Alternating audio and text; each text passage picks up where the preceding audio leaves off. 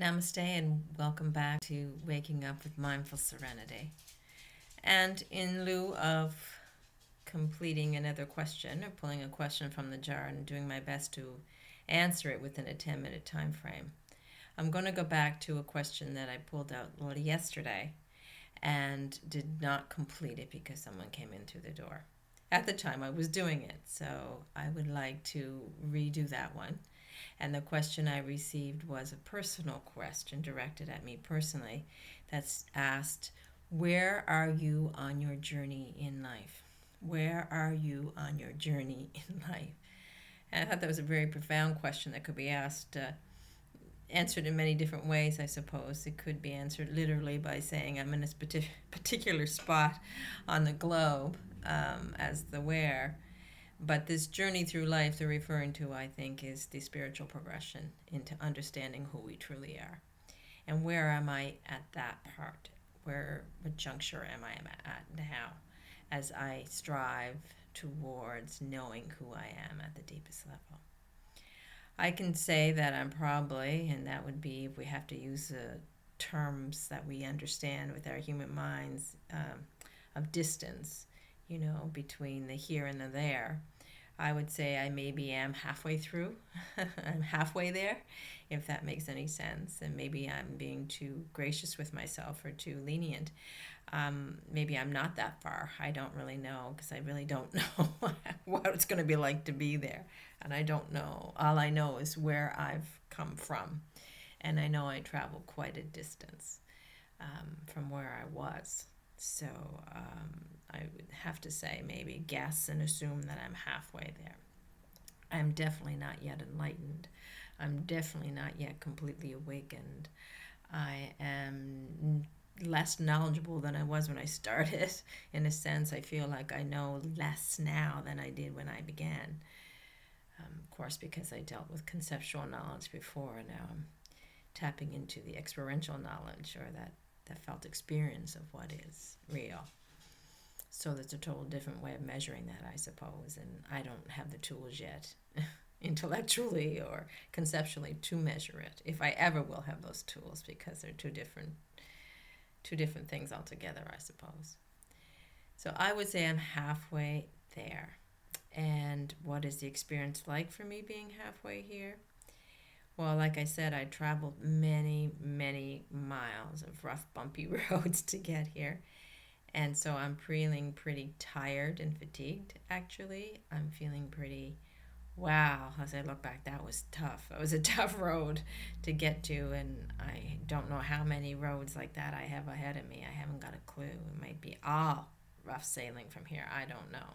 For this particular human that I call me, I don't know what is planned or what as the higher consciousness, planned before I was reincarnated or incarnated into this body and form and called myself me, whoever this me is, with its roles and its personality and its likes and dislikes, its conditioning, its convictions. So I don't know if what consciousness has in store for me, what consciousness planned for this human. And I don't know how many rough roads are ahead of me or how many easy roads are ahead of me. In fact, I don't even know what tomorrow brings anymore. As testament to my learning and my growing, there was a time when not knowing filled me with so much fear and dread, and I would do everything to create a sense of predictability in my life, of security, and of knowing what will happen next. And even when we do that, we never really know what life has in store for us, do we? All we know is the inevitable things, which things that we try to avoid actually thinking about or experiencing, which are that we all, the body, we're all in the nature of becoming ill. We all have the nature of aging. We're all prone to dying. We're all going to die. There's no doubt about it, right? We're all prone to loss, losing things that we think are valuable, because everything in this world, be it another human being or another being or something of material value, will not last, right? It's impermanent. The things of this world are impermanent. And we know that, yet we may not want to face it or confront that reality. And just thinking of the five remembrances as we recite these, the five Buddhist remembrances. And the last of those remembrances that the only thing that I have that is mine or that I can leave behind are my actions, be they what I actually do with this body in form of a doing, or what I say through my speech and how I say it, or what I think and what I offer energetically to the world. Those are the only things that I have that I will leave behind when this incarnation is finished with its experience here and consciousness moves on. So that being said, I look back and I say, wow, that was hard, but I no longer, and I still don't know what is ahead of me, but I'm no longer dwelling on it. I'm no longer fearfully trying to control future outcomes. I'm no longer attached to future outcomes.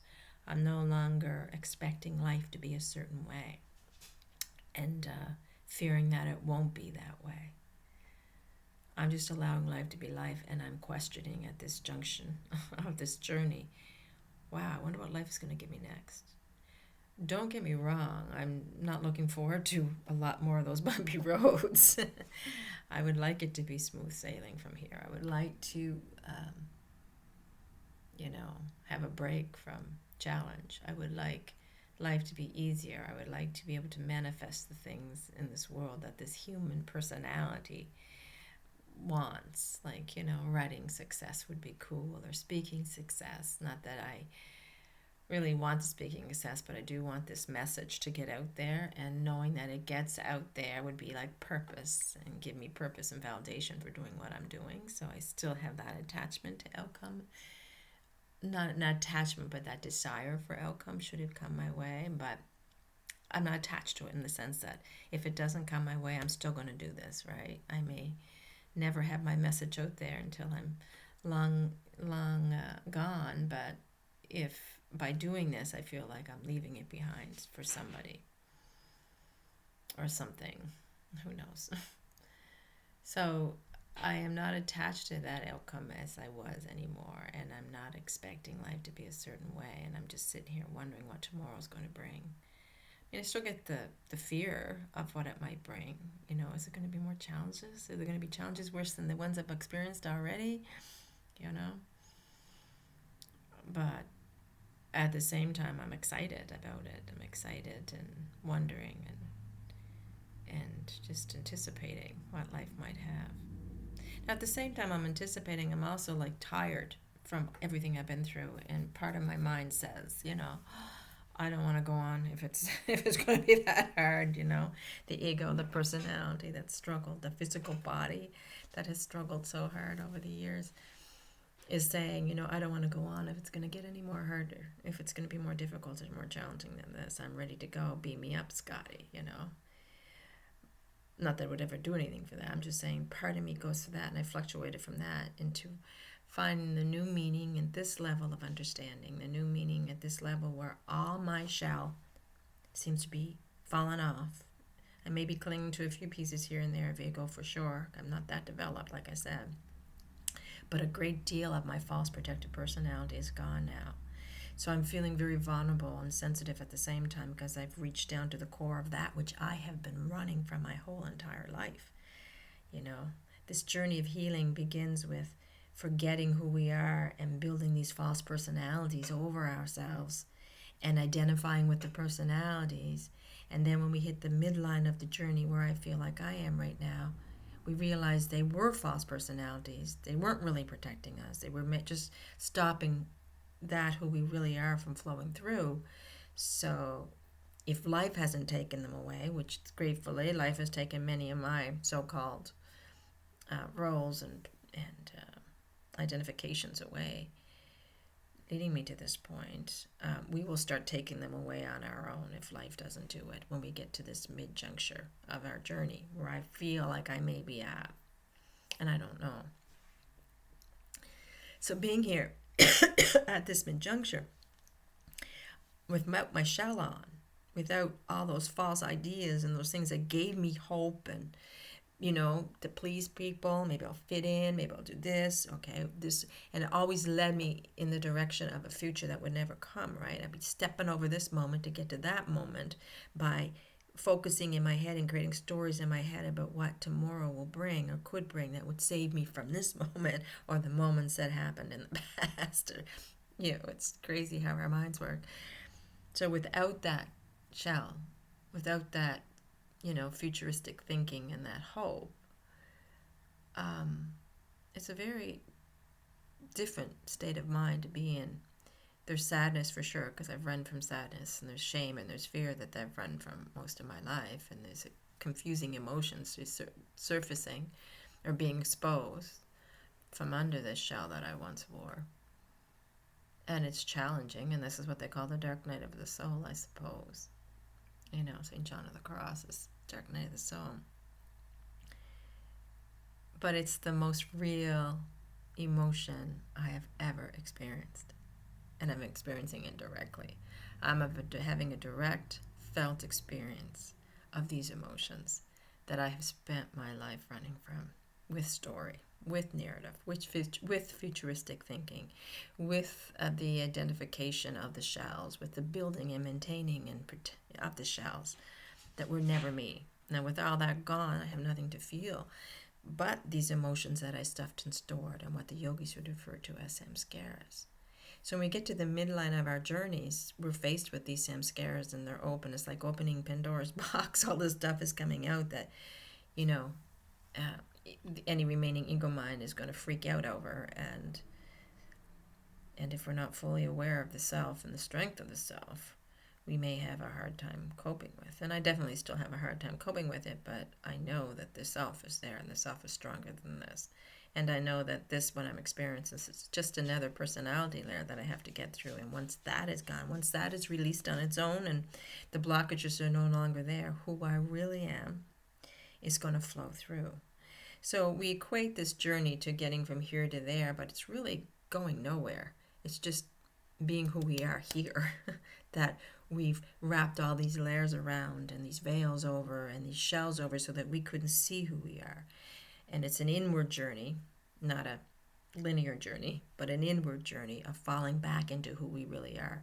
But we have to fall back through those veils and have those veils removed, the little me out of the way, the little self with the lowercase s out of the way, so the self with the bigger S can shine forth. And that is where we're going, whether we know it or not. That is where we're all going. That is the goal for all of us, the pole star, as Michael Singer would refer to it, whether we know it or not. And that's the direction we're all heading in, or want to be heading in. And when we get to this midline of the journey, we realize that.